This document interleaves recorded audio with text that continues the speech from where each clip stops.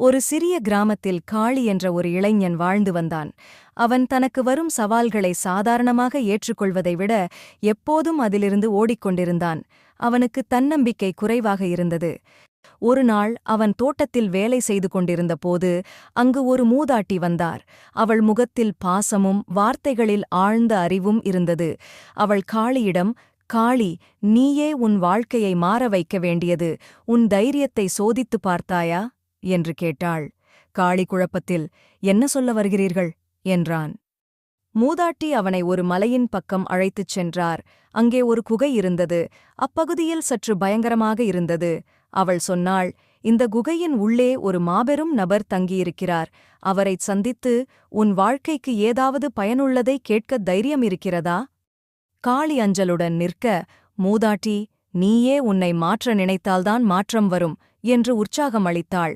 அவன் தைரியமாக குகைக்குள் செல்வதை முடிவு செய்தான். குகையின் ஆரம்பம் இருண்டதும் அமைதியாகவும் இருந்தது. அவனை ஒரு காற்றின் ஓசை மட்டுமே வழிகாட்டியது. காளி குகையின் நடுவில் வந்தான்.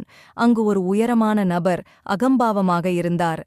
அந்த நபர் தன்னை காளியைக் கண்டு, "நீ என்ன தைரியத்தில் இங்கு வந்தாய்?" என்று கர்ஜித்தார். காளியின் இதயம் வேகமாகத் துடித்தது. ஆனால் அவன் கால் பின்னடையவில்லை. காளி தைரியமாக சொன்னான், "நான் இந்த வாழ்க்கையில் நான் செய்ய வேண்டியதை கற்றுக்கொள்ள வேண்டும். நான் இந்த பயத்தை கடக்க ஆசைப்படுகிறேன்." அந்த உயரமான நபர் சிரித்தார். அவர் திடீரென்று தன் வடிவத்தை மாற்றி மூதாட்டியாக மாறினார். "காளி, நான் உன்னை சோதிக்க வந்தது. நீ உன் தைரியத்தால் உன்னுடைய சுயநலத்தை வென்றாய்" என்றாள். அவள் காளியிடம் ஒரு சிறிய முத்திரை கொடுத்தாள். "இந்த முத்திரை உன் தைரியத்திற்கான அடையாளம்" என்றாள். காளி அந்த நாளில் தன்னம்பிக்கையின் மதிப்பை கற்றுக்கொண்டான். அவன் கிராமத்திற்கு திரும்பியதும் அவன் வாழ்க்கை தன்னம்பிக்கையால் நிரம்பியது. அவன் அனைவருக்கும் தனது அனுபவத்தை பகிர்ந்து மற்றவர்களையும் ஊக்குவித்தான்.